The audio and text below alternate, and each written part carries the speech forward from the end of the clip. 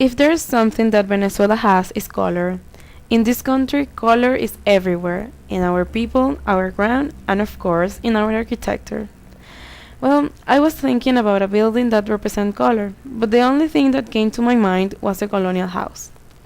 This was one of the first type of architecture in Venezuela. Houses were painted in different and bright colors. Nowadays, you can find it in some of the preserved areas of almost all of the cities in this beautiful country. In this picture, we can see a typical colonial house. This one is located in El Atillo, which is one of the towns that still preserve its colonial style. I choose this picture not just because it contains a typical colonial house, also because of its surroundings, where we can see a normal barrio and the colorful facades that they have, which it is another way to put color in a house, that sometimes it can result a big disaster.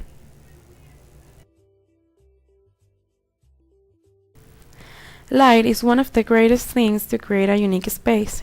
It can be used everywhere. Here in Venezuela, when I think in light, I think in this building.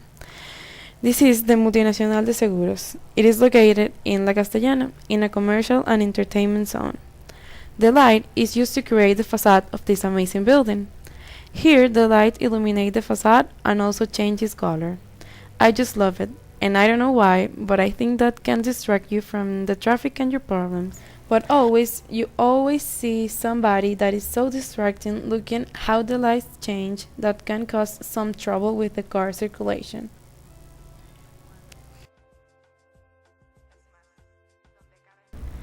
If I think about acoustic in Venezuela, the only word that appears to my mind is Calder and El Aula Magna. This location is a theater that formed part of the Central University of Venezuela. It was designed by Carlos Villanueva. But this building, at the moment of its inauguration, people realized that it doesn't have a very good acoustic. This was a big problem, and it was solved using clouds on the ceiling designed by Calder, a famous sculptor that designed irregular forms to create the acoustic that was missing in this place.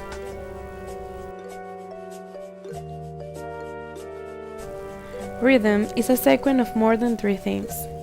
Well, that's the main concept, and in architecture is one of the most important instruments. To choose something that represents rhythm, you have to think in repetition, and that's what Raúl Villanueva do in this project. The 23 de Enero is an urbanization of buildings. The ground was an irregular mountain, and it was a really tough design process. But the result was a magnificent place where this building created a rhythm in the mountain like they were meant to be there. Just the perfect location with the perfect design. Take a look at these pictures. Here are the buildings and its perfect fit. Even the buildings have their own rhythm. The facades create a sequence that is totally related with the surrounding buildings.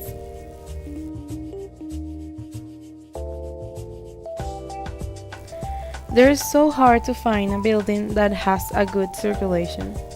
So I choose a building that I analyzed in class, which is Parque Cristal. This is a commercial building here in Caracas. Well, in the pictures we can see a lot of elements of circulation. The first one, and the most important one, is the mechanical stairs. They are located in the center of the open space, and they have a particularity that in the floor it has a different texture that take you to the stairs. But these stairs are linked with other ones. These stairs are the ones that take you to the stores in the first floor, different from the others that guide you to the office section.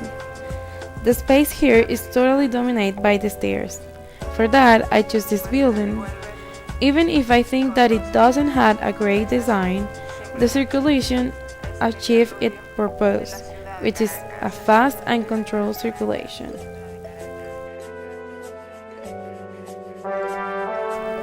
Looking for a building that represents scale and space, a lot of image appears to my mind, but I choose one that I know really well, the Teresa Carreño Theater. This is a project designed by Tomás Lugo, an important Venezuelan architect that is also an expert in acoustics. Let me show you the specialty contained in this building. The main entrance is located on a principal avenue. Look at this image where you see the big entrance space where you doubt if it's an exterior or an interior place. This space is actually a double high, more than 6 meters, but related with the entire complex, it looks like a simple high, approximately like 3 meters, like we can see here. The scale is given by the human scale. Just see it on this image where it's obvious the high scale that this place has. The monumental space is conceived in the interior of this building, where the space grows up to at least 16 meters high. This amazing space is a perfect example of the relation between space and scale. Here converge the stairs that take you to the theater and the circulation, where, like a human scale, the stairs function as the scale of the space.